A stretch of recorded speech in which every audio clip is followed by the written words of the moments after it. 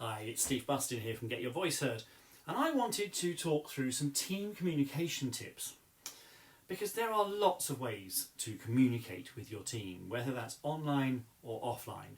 So I just wanted to run through some ideas for really effective team communications, and most of these ideas would be pertinent to pretty much anybody in any sector, but I think they're particularly pertinent if you're working in the healthcare or pharmaceutical sectors.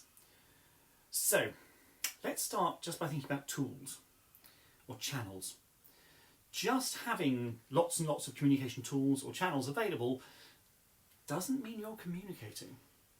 Having everyone on Zoom, Slack, WhatsApp, iMessage, email, phone, FaceTime, Skype. Is anybody still using Skype? Does not make you a team.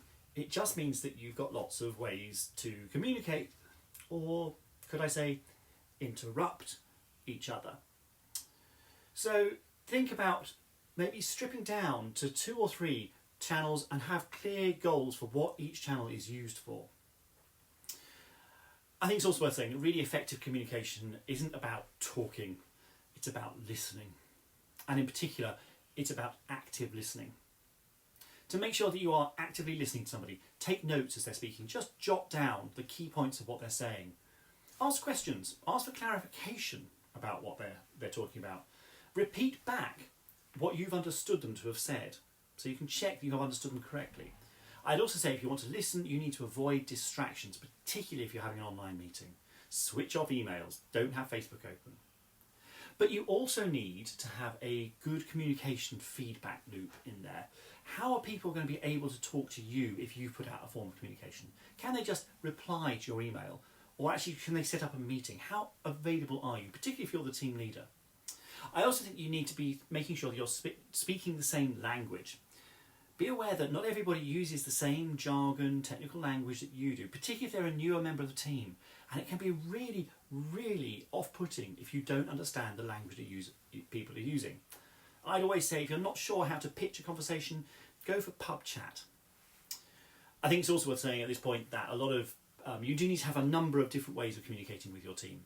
Have 2 or 3 key channels to make sure that people can absorb information in the way that actually works for them. So for example, if you've got an announcement to make, I'd film a video, I'd strip out the audio so that people could listen to it as a podcast, have it transcribed so that it can then be posted as a blog, and then send an email out to your team with links to all the video, to the podcast, to the blog version, and send it out on email, Slack, WhatsApp, whatever the channels are that you use, so that people can read, listen or watch it in the way that suits them.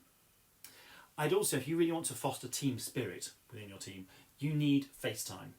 It's really hard to build a sense of team spirit if your colleagues can't see each other. So don't let people hide off camera. If you were having a real meeting, you wouldn't let them hide behind a curtain in a corner of the room. And yet by switching the camera off, that's basically what they're doing. So just encourage people to have their cameras switched on so there is a bit of eye contact, this face-to-face time. Make sure that when you are having meetings and group communications, allow everybody to have their say, particularly if you're the team leader. It's up to you to make sure that you don't dominate, that you're hearing from everybody. Everybody has a chance to reply, to respond, to react. I'd also, in any communication, when you're talking with a group, allow time for, let's say, off-topic conversations, social chat. These are what really help to build a team. Shared experiences, things in common, what we're watching on TV at the moment, films we've been to see. Be a human rather than just a leader or a manager. So just a few ideas how to communicate with your team. Now obviously all of these we could go into in a lot more detail, and actually we'll be doing so in future videos. But if you think I could help you or your team to communicate more effectively, whether that's with patients or with suppliers or quite frankly with each other, get in touch. You can email me on steve@getyourvoiceheard.co.uk.